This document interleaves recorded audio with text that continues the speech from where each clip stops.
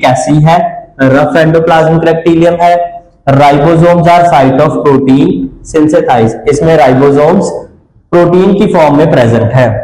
A granular is smooth, do not contain ribosomes, इसमें ribosomes नहीं होते। It is concerned with fatty acid and steroid synthesize, ये किसके साथ कंसर्न है, फैटी एसिड के साथ, जो लीवर में फैटी एसिड बनता है इसी की वजह से बनता है। और स्टेरॉइड्स जो हम लेते हैं मसल्स गेन करने के लिए, वो भी इसी से सिंथेसाइज होते हैं। स्टोर एंड रिलीज कैल्शियम, ये क्या करते हैं, स्टोर करते हैं और रिलीज करते हैं कैल्शियम को बॉडी में। Next cell organelle is Golgi apparatus, it is cup shape structure, ये कप की शेप में स्ट्रक्चर प्रेजेंट है एंड कंटेन वेसिकल्स, इसमें छोटी छोटी वेसिकल्स प्रेजेंट होते हैं। It is situated between nucleus and apex of the cell, ये कहां पे सिचुएटेड है, न्यूक्लियस पे, और इसका एपेक्स कहां पे है, सेल के ऊपर। It is concerned with concentration of the protein, ये किसके साथ कंसर्न है, कंसंट्रेशन किसकी, प्रोटीन की, प्रायर ऑफ देयर रिएक्शन, जैसी उसकी प्रायोरिटी होगी वैसे उसका रिएक्शन होता है। Golgi bodies are double membrane, इसमें कैसी मेम्ब्रेन है, डबल मेम्ब्रेन है। Types of the Golgi apparatus are क्रिस्टेने, वेसिकल्स और वेन्यूल्स, इसके बारे में आगे हम फर्दर डिस्कस करेंगे। एक छोटा सा रिकैप दोबारा देखिए। Endoplasmic rectilium is further divided into two parts, granular which is rough and agranular which is smooth. It is extensive cell organelle present in the cytoplasm. It consists of two membrane, इसकी दो membrane होती हैं। ये shape के साथ क्या करता है, separate होता है। Granular is rough endoplasmic rectilium, ribosomes present है प्रोटीन की फॉर्म में। Agranular is smooth, जिसमें राइबोसोम्स नहीं होते। ये कंसर्न करता है फैटी एसिड और स्टेरॉइड के साथ, स्टोर करता है और रिलीज करता है कैल्शियम को बॉडी में। Next one is Golgi apparatus, it is cup shape structure, cup की शेप में है और इसमें वेसिकल्स प्रेजेंट होती हैं। कहां प्रेजेंट है, ये न्यूक्लियस के बीच में और सेल के एपेक्स पे, मतलब ऊपर वाले पोर्शन पे। Concern with concentration of the protein, concentration protein की आती है और प्रायोरिटी देते हैं रिएक्शन को। गोल्गी बॉडी जो है डबल मेम्ब्रेन है, इसकी मेम्ब्रेन डबल है, मतलब इसकी सिक्योरिटी जो है वो ज्यादा टाइट है, डबल है। टाइप्स इसकी है क्रिस्टेन, वेसिकल्स और वेन्यूल्स। एक हल्का सा डायग्राम देखिए, ये हमारा सेल है, ये उसका न्यूक्लियस है, इसकी सेल मेम्ब्रेन है, सीएम मींस सेल मेम्ब्रेन है। उसमें हमारे पास ये कहां पे प्रेजेंट है, ये न्यूक्लियस के बीच में और apex of the cell, cell के ऊपर वाले पोर्शन पे, यहाँ पे क्या होगा, ये Golgi. We discuss about another cell organelle is lysosome. It is small spherical और ओवल शेप्ड बॉडी, ये छोटी स्फेरिकल और ओवल शेप की बॉडी है। सिंगल मेम्ब्रेन प्रेजेंट है इसमें। वेरी इन नंबर्स, एक पर्टिकुलर नंबर्स में प्रेजेंट है। Contain variety of hydrolytic enzyme, इसमें अलग अलग variety of hydrolytic enzymes present है। Lysosomes break down bacteria engulfed by the cell, lysosome क्या करते हैं, बेसिक इनका फंक्शन क्या है, ये लाइसोसोम ब्रेक डाउन करते हैं बैक्टीरिया को छोटे छोटे हिस्सों में मारते हैं और एनगल्फ करते हैं सेल में। एनगल्फ करना क्या होता है, निगलना। Damage intercellular organelles are also broken down, इसमें जो डैमेज हो चुके इंटरसेलुलर ऑर्गेनेलीज है, सेल के अंदर पाए जाने वाली जो ऑर्गेनेलीज होती हैं डैमेज, उनको बोलते हैं intercellular organelles. Are also broken down, उनको भी ब्रोक करता है, छोटे छोटे हिस्सों में तोड़ता है। And digested by the lysosomes, और लाइसोसोम उसको क्या करता है, एनगल्फ करके डाइजेस्ट कर लेता है। Lysosomes are also called suicide bags of the cell, ये बहुत इंपॉर्टेंट पॉइंट है। इस वजह से हम लाइसोसोम्स को सुसाइड बैग भी बोलते हैं। क्योंकि ये इंटरसेलुलर ऑर्गेनेलिज और बैक्टीरियाज को छोटे छोटे हिस्सों में तोड़ता है और उनको एनगल्फ करता है और डाइजेस्ट कर लेता है। इस वजह से हम लाइसोसोम्स को suicide bag of the cell भी बोलते हैं। Next we discuss about is the centrosomes. Centrosomes are small rod shaped cell, ये छोटे और रोड की शेप में है। Found near the nucleus, nucleus के पास पाए जाते हैं। Plays important role in cell division, इससे ही सेल डिवाइड करता है। Centrosomes are surrounded by the radiating thread like structures. Centrosomes कैसे हैं? थ्रेड लाइक स्ट्रक्चर्स हैं। कंटेन टू सेंट्रोल्स, इसमें दो सेंट्रोल्स प्रेजेंट होते हैं। Now see the diagram of the centrosome. This is rod shape. Centrosomes मतलब सेंटर के दो होल्स जहां पे प्रेजेंट हो उसको हम बोलते हैं centrioles. This is the diagram of centriole. आगे हम जब सेल का पूरा स्ट्रक्चर देखेंगे उसमें ऐसे अलग अलग सेल ऑर्गेनेलिज के बारे में हम पढ़ेंगे, जैसे लाइसोसोम्स, सेंट्रोसोम्स, माइक्रोसोम्स, और जो हमने पीछे भी किया है माइटोकॉन्ड्रिया और एंडोप्लाज्मिक रेक्टिलियम, गोल्गी अपरेटस, ये सारा हम आगे एक अलग डायग्राम पूरे सेल के डायग्राम में इसको देखेंगे। Next is the microsomes. It is small membrane bounded sac like body, ये छोटा और मेम्ब्रेन के साथ बंद हुआ एक बोरी की तरह बॉडी में प्रेजेंट है, सेल की बॉडी प्रेजेंट है। ओरिजिनेट फ्रॉम एंडोप्लाज्मिक रेक्टिलियम, ये ओरिजिनेट हुआ है, इसका बर्थ हुआ किससे? एंडोप्लाज्मिक रेक्टिलियम से। It is separated by the centrifuging tissue, ये सेंट्रीफ्यूज होने के बाद टिश्यू से सेपरेट हुआ है। होमोजिनेट एट वेरी हाई स्पीड, ये बहुत होमोजिनेट होता है हाई स्पीड के साथ, जिसकी स्पीड कितनी है? 10,000 आरपीएम। आरपीएम उसके क्या है? डायमेंशंस।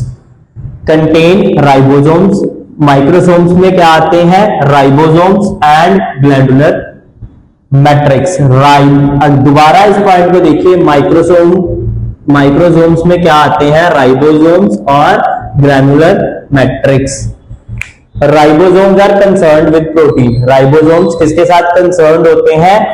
प्रोटीन के साथ। Glandular matrix contain, glandular matrix में आगे दो चीजें आती हैं, first one is the oxidases and second one is the catalysis.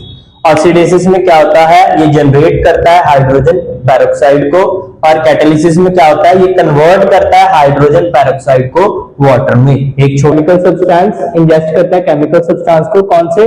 Amino acid. From intercellular interstitial fluid, intercellular, inter means अंदर, सेलुलर मींस सेल से बना हुआ, इंटरस्टिशियल मतलब जो उसका इंटरनल फ्लूइड है, उसको ये क्या करता है? इंजेस्ट करता है, अंदर निकल रहा है। Substance are used to build up complicated substance, ये जो सब्सटेंस है वो कैसे बिल्डअप हो रहा है? कॉम्प्लिकेशन के साथ, मतलब कोई ना कोई इसमें दिक्कत परेशानी आ रही है।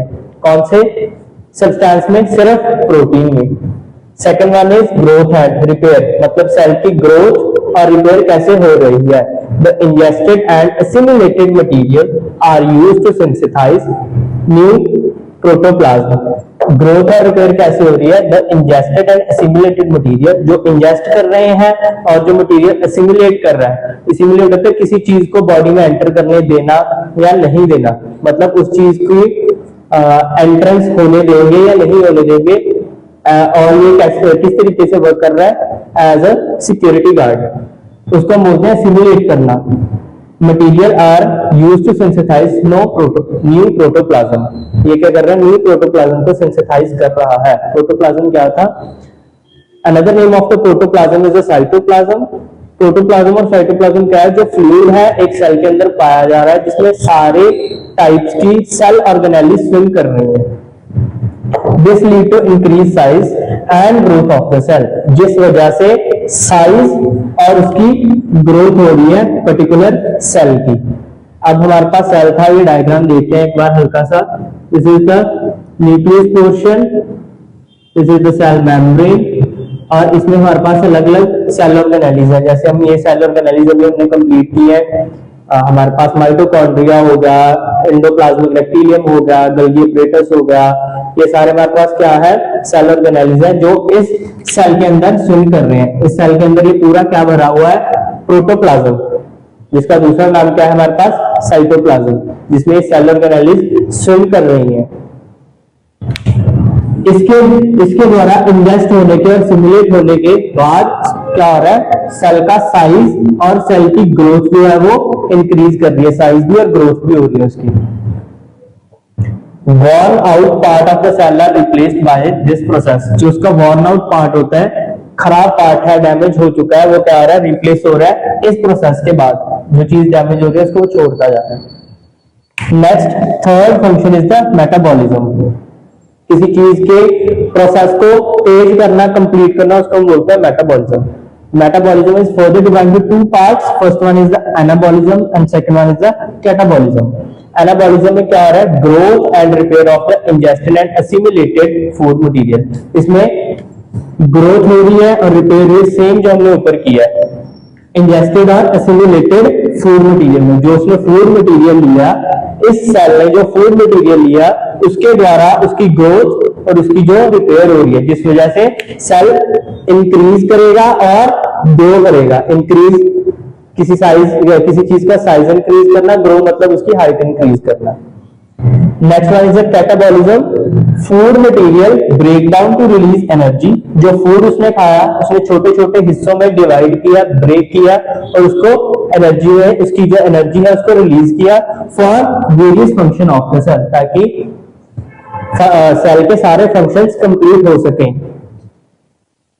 इस पॉइंट को दोबारा एक एग्जांपल के साथ करते हैं। जैसे ह्यूमन बॉडी में हमने जो फूड लिया, फूड को हम च्यू करते हैं, चबाते हैं, छोटे छोटे हिस्सों में ब्रेक डाउन करते हैं, उसमें से जो एनर्जी निकलती है ग्लूकोज की फॉर्म में, हम उसको स्टोर करते हैं और बाकी सारे हमारे पास जो इंजेस्टिव और डाइजेशन के एंजाइम्स होते हैं, जूसेस होते हैं, उनको हम फूड में से निकालते हैं, स्टोर करते हैं, ताकि अलग अलग बॉडी ऑर्गन के अलग अलग फंक्शंस को कंप्लीट किया जा सके। किसके द्वारा, जो हमने फूड लिया उसकी एनर्जी के द्वारा, जिस वजह से पूरी ह्यूमन बॉडी वर्क करती है। एक छोटा सा रिकैप देखिए दोबारा। इंजेक्शन और एसिमिलेशन में क्या हो रहा है, सेल इंजेस्ट कर रहा है अमीनो एसिड को, जिसमें इंटरसेलुलर इंटरस्टिशियल फ्लूइड प्रेजेंट है। सब्सटेंस कॉम्प्लिकेटेड हो रहा है, कौन सा, प्रोटीन। सेकंड इज ग्रोथ और रिपेयर हो रही है, किसके द्वारा, जो फूड को सिंथेसाइज कर रहा है, फूड को जो पचा रहा है, मटेरियल को सिमुलेट कर रहा है, इंजेस्ट कर रहा है, उसके द्वारा सेल की ग्रोथ हो रही है, रिपेयर हो रही है, जिसके द्वारा उसका साइज और सेल ग्रो कर रहा है। ये सारा प्रोसेस वॉर्न आउट हो रहा है जो डैमेज पार्ट हो चुका है। Next one is metabolism. ये आगे दो हिस्सों में डिवाइडेड है, एनाबॉलिज्म एंड कैटाबॉलिज्म। एनाबॉलिज्म में ग्रोथ हो रही है सेल की, और कैटाबॉलिज्म में जो हमने फूड लिया उसको ब्रेक डाउन कर रहे हैं, ताकि सेल के अलग अलग बॉडी ऑर्गन सेल के अलग अलग बॉडी फंक्शंस के प्रोसेस को कंप्लीट किया जा सके। To discuss about the fourth function of the cell is respiration. This involves transportation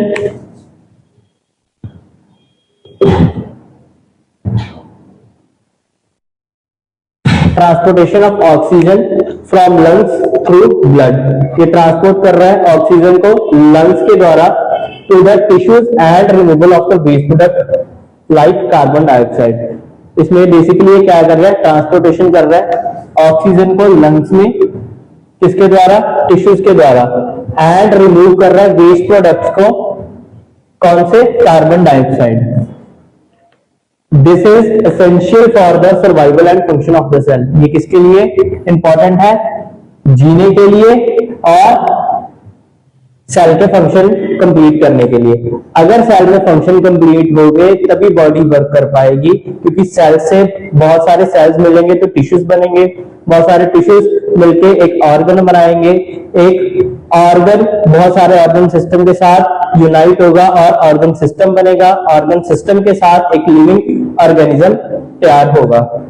next one is the excretion, कि बॉडी में से वेस्ट प्रोडक्ट को कैसे निकालते हैं। The cell eliminates waste product resulting from the catabolism into interstitial fluid। Cell में से waste product को कैटाबॉलिज्म के फंक्शन के साथ क्या, इंटरस्टिशियल फ्लूइड में से, बॉडी के फ्लूइड में से निकालते हैं, एक्सक्रीट करते हैं। एक्सक्रीशन मींस वेस्ट प्रोडक्ट को बॉडी में से रिमूव करना। These products are carried by blood ये जो प्रोडक्ट है किनके द्वारा कैरिड हो रहा है, ब्लड के द्वारा, for elimination through lungs and kidneys. कौन कौन से प्रोसेस के साथ कौन कौन से ऑर्गन इसमें इन्वॉल्व हो रहे हैं, first one is the lung and second one is the kidney. Kidney में से हमारे पास यूरिन जो है, यूरिन के जो इंपॉर्टेंट एसेंशियल लिक्विड और फ्लूइड्स होते हैं उनको रीअब्सॉर्ब करने के बाद एब्सॉर्ब करने